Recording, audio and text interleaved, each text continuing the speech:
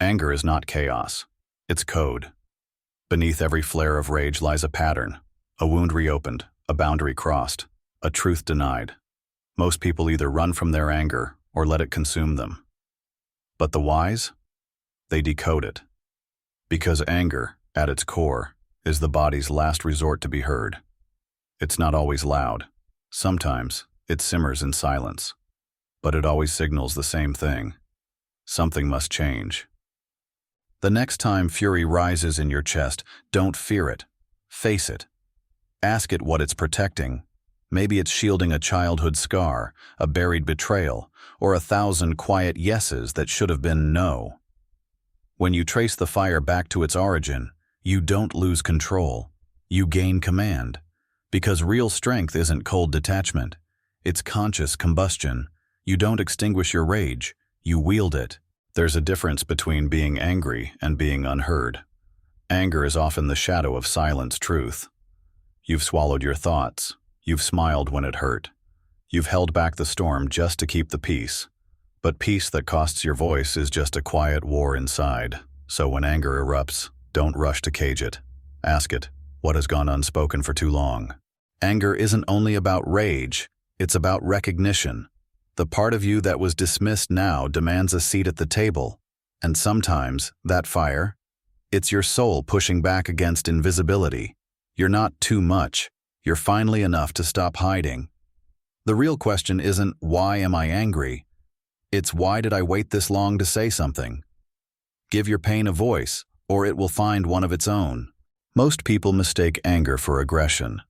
But often, it's a request for something you've denied yourself. Respect, space, truth. It arrives when the soul says, I can't keep doing this. So pause before calling yourself overreactive. Maybe you're just overextended. Maybe your meltdown was a buildup. And your fury? Just years of quiet tolerance finally breaking its dam. If you listen, anger is one of the most intelligent emotions you have. It doesn't show up randomly. It's precise. It marks the spot where something precious was violated. Your time, your worth, your truth. So ask it, what boundary is missing? What version of you is tired of being buried? Anger that is met with awareness transforms. It doesn't explode. It builds. Into standards. Into self-respect. Into strength. You've been taught that fire is dangerous. But fire is also warmth. Fire is also life. The issue isn't the flame. It's where you aim it. Do you turn it inward, letting it eat away at your spirit? Or do you turn it outward in blame, torching every bridge you walk?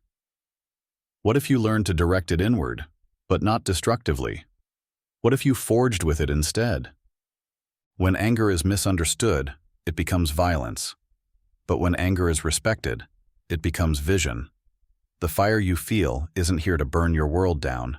It's here to burn away your lies. The lie that you're weak, that your voice doesn't matter, that your needs are too much. Anger is the call to reclaim your power, not prove it to others, but return it to yourself. There's a kind of strength the world claps for, the one that holds back tears, keeps quiet, stays calm. But that's not always strength. Sometimes that's emotional exile, because numbness isn't peace, it's pause. A pause that often masks rage. And beneath that silence, a furnace of things you never said, never questioned, never allowed yourself to feel. So ask yourself, are you calm, or are you just frozen? The most dangerous anger isn't loud, it's hidden. It's the forced smile, the polite nod, the moments you invalidate your own pain just to keep others comfortable. But you can't heal what you pretend doesn't hurt. Real strength is feeling and staying. It's walking through the fire without pretending it's just sunlight. You don't need to be ice to be in control. You just need to stop abandoning yourself in the name of holding it together. They told you patience was a virtue. But they didn't tell you that patience, when stretched too far, becomes permission. Permission for people to cross your boundaries. Permission for cycles to repeat. Sometimes the most dangerous thing isn't anger, it's the lack of it. Because rage, when buried too long, becomes depression, resentment, detachment. So ask yourself, what have I tolerated that has silently been breaking me? Not all anger is about explosion. Some of it is sacred refusal. The body's refusal to stay in a room where it's not respected. The soul's refusal to smile through betrayal. Patience must serve you, not silence you. There's nothing noble in letting someone walk all over your voice. Your breaking point? That's not weakness. That's self-respect with a boundary finally drawn in fire. Not all the fire you feel belongs to you. Some of it is passed down. From a father who never spoke. From a mother who screamed. From a lineage that taught survival, not expression. Generational anger is real, and it often hides behind discipline, perfectionism, or control. But carrying what isn't yours will eventually wear you down. So pause and ask, is this anger mine? Or was it taught to me? You don't have to repeat the patterns. You can become the one who ends the silent war, who doesn't pass the same torch of rage to the next soul.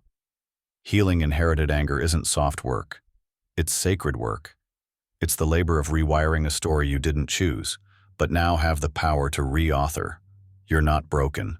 You're just the first to feel what others suppressed. And that's a kind of bravery no one sees, but history will remember. Anger isn't always about destruction. Sometimes it's protection. A shield forged in childhood. A defense mechanism turned default setting. You snap, not because you hate, but because you're afraid. Afraid of being used. Afraid of being small again. Afraid of feeling that same helplessness you swore you'd never feel twice. Anger, in these cases, becomes armor. But armor can become a cage. So ask yourself, is this rage guarding me or isolating me? When you understand what your anger is protecting, you begin to reclaim choice. You stop reacting and start responding. You recognize that not every battle is a threat, and not every disagreement is danger. You stop defending wounds that no longer need protection. Healing doesn't mean you never feel anger. It means you finally know what it's saying, and you don't have to yell to be heard. There's a difference between letting your anger speak and letting it steer. One reveals truth. The other crashes worlds. You're allowed to be angry. You're not allowed to use that anger as a weapon against the people who didn't wound you. Unhealed pain loves misdirection. It wants to strike outward when it needs to reach inward. So ask yourself, is my anger telling the truth, or rewriting it to justify destruction? Anger must be integrated, not idolized. Let it be your compass, not your driver. When anger takes the wheel, empathy gets thrown out. But when anger sits beside you as a passenger, it can alert you to detours, danger, disrespect. You don't need to silence your fire. Just steer with your heart and mind intact. Control isn't repression, it's redirection with wisdom.